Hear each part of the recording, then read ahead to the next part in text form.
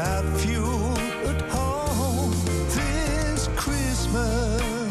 #1 in the charts. Fantastic. It'll be freezing this Christmas. It already is. That is seriously #1. And the man who put it there, Mr. Chris Middleton, joins us now. Chris, good evening. Hello, fellas. How are you doing? We're good. What's it like to be at #1 with freezing this Christmas? Yeah, it's a little bit strange. I'm not going to lie. Did you It's been a bit of a whirlwind. Did you expect to go to #1? Absolutely not, no.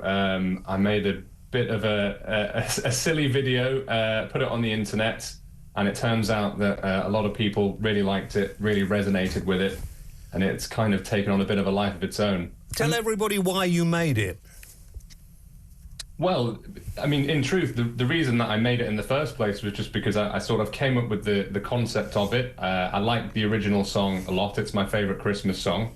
I thought of the idea, I think, after I saw something on X about someone doing a Christmas #1 to help the pensioners about the winter fuel cut.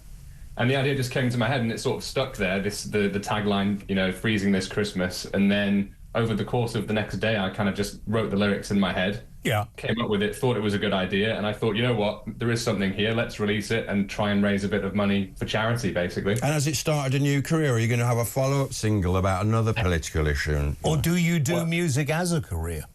No, I don't at all. And yeah, this is the problem now, isn't it? I think I'm going to be more of a one-hit wonder, but I have already had some of the farmers coming to me looking for a track to get behind. That's a good idea. As well. There'll be no food this winter. Get Clarkson at the combine harvester. Could you tell everybody I'm not the bloke in the video, by the way? Oh, wasn't it? I thought that's why you'd done the video. Yeah, I've just seen a message come in. That's the only reason you got me on, isn't it? No, I didn't even think about it until I've only just seen it. That was the first time I've seen it, I'll be honest.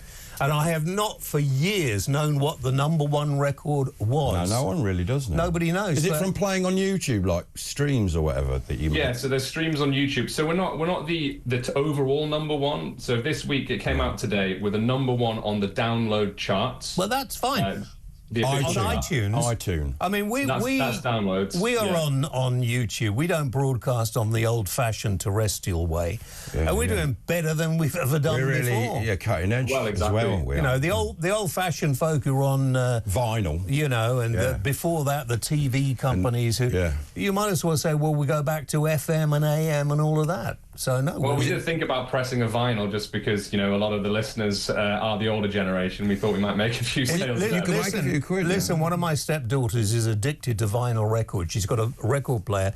She's in her 30s, all right? This is a big thing for younger people now, vinyl. There are record shops reopening to sell vinyl. Why don't you do a 12-inch, if you'll excuse the expression?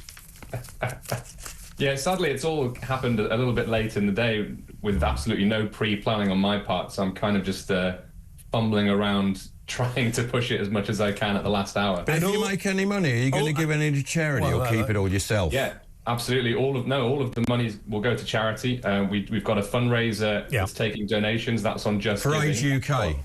That's for Age UK. That's got over, I think, £11,000 at the moment.